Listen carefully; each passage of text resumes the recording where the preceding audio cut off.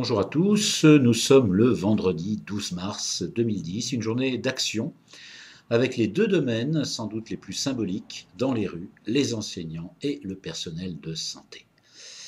Tous les fonctionnaires ont naturellement leur importance, mais s'il y a deux domaines pour lesquels la notion de rentabilité doit être à des années-lumière de la réalité, ce sont bien ceux-là. En tout cas, coup de chapeau aux fonctionnaires qui ont manifesté alors qu'ils savent sans doute que ça ne sert à rien, mais comme en ne bougeant pas, on est sûr qu'il ne se passera rien, autant faire parler de la corporation. Chaque fois que je parle des fonctionnaires, je pense évidemment aux blagues faciles et foireuses que mes collègues pseudo-humoristes ne manquent pas de faire dans tous les lieux de spectacle devant un public franchouillard qui, ainsi, ne perd pas ses repères.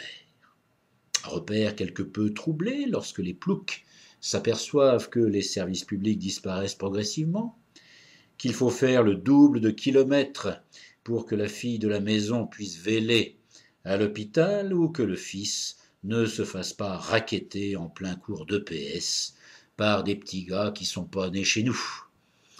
Alors je dois le dire, fonctionnaires, je vous aime. Et j'en mettrai partout. Quand je dis ça, n'y voyez aucune connotation sexuelle. Et si je n'ai jamais tâté de la fonction publique, c'est parce que je suis trop individualiste et fermé à toute forme de hiérarchie qui gangrène bien souvent l'esprit d'initiative sans lequel je ne peux pas vivre. Enfin bon, j'espère que les mouvements vont s'amplifier pour ce qui est de la santé et de l'éducation, même si d'autres services publics crient famine, comme la justice.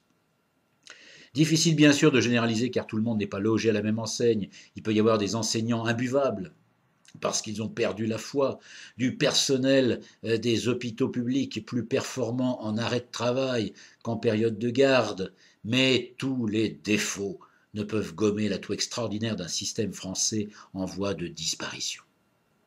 Alors la facilité, c'est toujours d'aboyer avec les cons contre les privilèges des fonctionnaires, surtout quand on a comme chef d'orchestre des Sarko ou Éric Woerth. Mais pour ceux qui se battent autant pour eux que pour nous, je dirais, et encore, bravo.